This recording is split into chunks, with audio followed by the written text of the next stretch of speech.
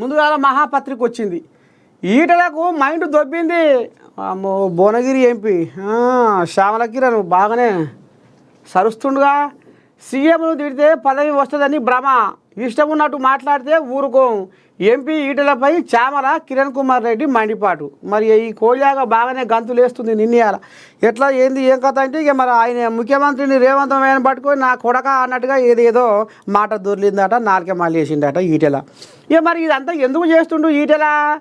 ఒకప్పుడు సానుభూతిగా మంచిగా మర్యాదగా మాట్లాడిన ఈటెల ఇప్పుడు ఎందుకని ఎగదుగా అన్నట్టుగా ఉరుకులో పెడుతుండు, మాట దొర్లుతుంది, నారికే మళ్ళీ వేస్తుండు అనేది ఇక ఇప్పుడు ఈ కోళ్ళగా ఏమంటుందంటే చామల కిరణ్ కుమారు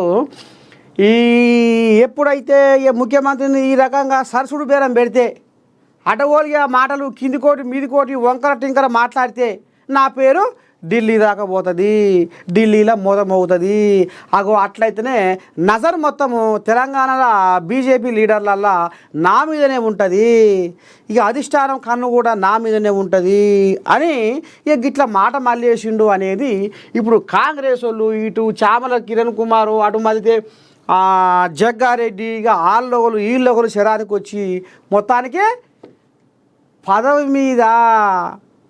మీద ఆశ పెట్టుకొని నాకు రావాలి అన్నట్టుగా అధ్యక్ష పదవి కోసం నువ్వు మా ముఖ్యమంత్రిని ఏడికి పడితే ఆడికి మాట్లాడతావా అని ఇక ఇప్పుడు ఈ కోళ్ళగాలు శంగడ బిగడ ఎగురుతున్నాయి ఇలా.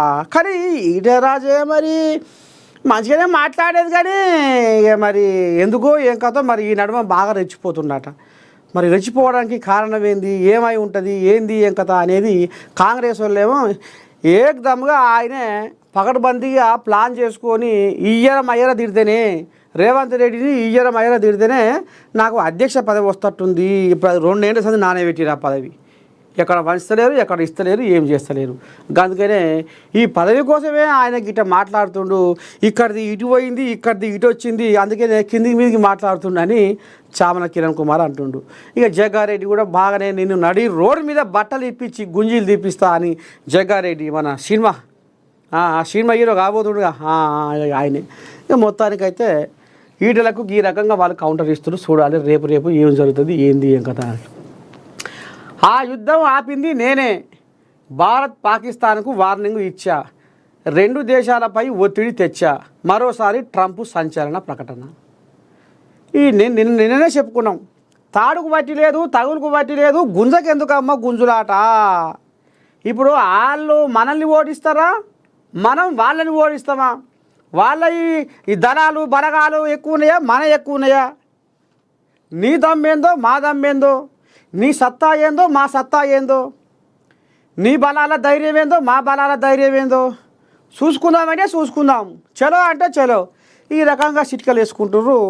ఇక ఆ మునాషపోళ్ళు మరి ఇక 26 మందిని బైసరన్ లోయల ఇక మరి పహల్గామ్లా అడుగు పెట్టి 26 మందిని పొట్టన పెట్టుకునే ముచ్చట యావత్ భారతదేశం అని తిరిగి ప్రపంచం అని తిరిగి. ఇక ఇప్పుడు